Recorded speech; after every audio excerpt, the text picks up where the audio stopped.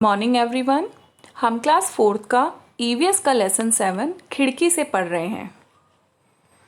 पिछले वीडियो में बेटा हमने पेज नंबर 55 पे आपको यहाँ पे कुछ क्वेश्चंस दिए हुए हैं, वहाँ तक हमने पढ़ा था। तो आप सभी क्या करेंगे, अपनी बुक्स का पेज नंबर 55 ओपन कर लेंगे। विच पेज नंबर? पेज नंबर 55 खोलेंगे और हम पढ़ना शुरू करेंगे चर्चा करो से। ठीक है बेटा। तो यहाँ पे देखिए, सबसे पहले आपको एक प्रश्न दिया है कि कुछ लोग रेलवे फाटक तब भी पार करते हैं जब वह बंद होता है। तुम इसके बारे में क्या सोचते हो? तो बेटा, हमें कभी भी बंद रेलवे फाटक को पार नहीं करना चाहिए। हमें फाटक के खुलने का इंतज़ार करना चाहिए, क्योंकि अगर हमने ये गलती की, यानी अगर हम बंद रेलवे फाटक को पार करने की कोशिश करेंगे, तो हमें क्या पता ट्रेन कब आने वाली है। बाई चांस ट्रेन आ जाती है तो कितना बड़ा हादसा होने का डर रहता है।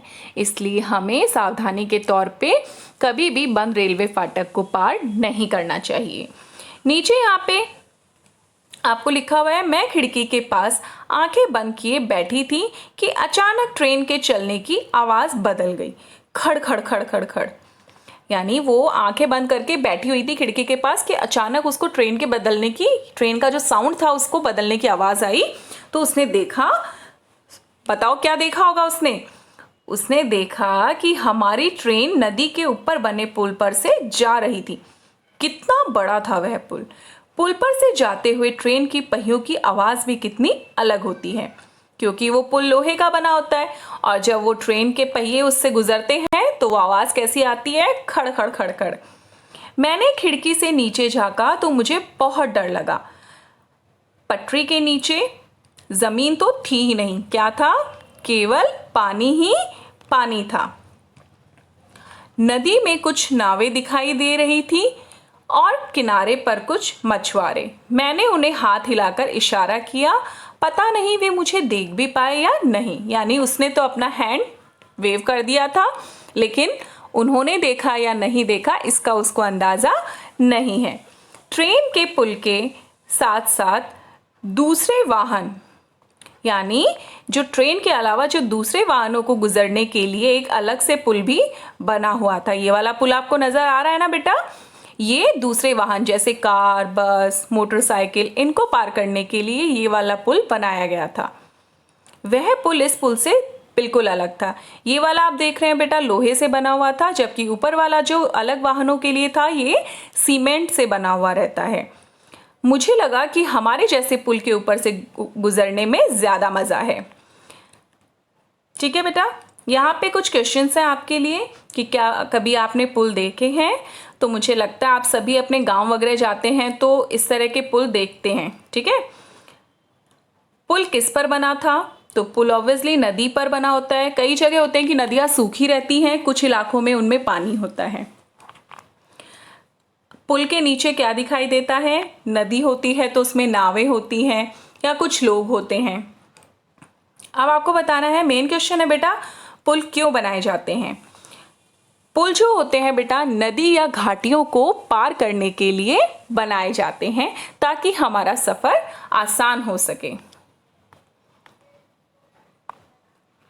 अब नेक्स्ट है यहाँ पर, पिछले कुछ घंटे बहुत ही मज़ेदार रहे।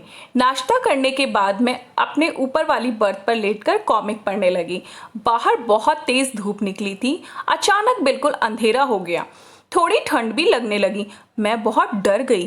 कुछ ही देर बाद ट्रेन के अंदर की बत्तियां जल उठीं, पर बाहर बिल्कुल घुप अंधेरा।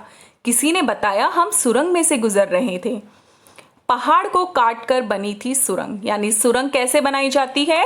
सुरंग बनाई जाती है बेटा बड़े बड़े पहाड़ों को काट कर, ताकि वहां से ट्रेन जा सके और हमारा सफ़र बिल्कुल ईजी हो सके। अगर ये सुरंग नहीं होते, पुल नहीं होते ना बेटा, तो हम नदी पार नहीं कर पाते, ना ही हम पहाड़ों को पार कर पाते और हमारा रास्ता बेहद मुश्किल से भरा होता। तो इस तरीके से ऐसा लग रहा था जैसे सुरंग खत्म ही नहीं होगी। यानी कुछ सुरंग होती हैं, जैसे जितना ऊंचा बड़ा पहाड़ होगा उतनी ही ऊंची लंबी सुरंग होगी।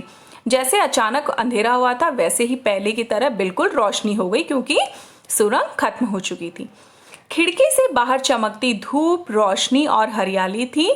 ट्रेन सुरंग से बाहर निकल चुकी थी। अप्पा ने बताया कि हम पहाड़ के दूसरी तरफ पहुंच गए हैं। तब से अब तक हम 4 और छोटी सुरंगों में से गुजर चुके हैं। अब जब मैं सुरंग के बारे में जान चुकी हूँ तो मुझे डर नहीं लगता बल्कि मज़ा आता है। आप सबको भी आता होगा, है ना। नेक्स्ट है, क्या आप सब किसी सुरंग से गुजरे हैं? आपको कैसा लगा होगा? मुझे लगता है आप सभी को काफ़ी मज़ा आता होगा, है ना। नेक्स्ट है, गोवा से केरल तक के रास्ते में 92 यानी 92 सुरंगें और 2000 यानी 2000 पुल हैं। तुम क्या सोचते हो इतनी सुरंगों और पुलों के होने के क्या कारण हो सकते हैं?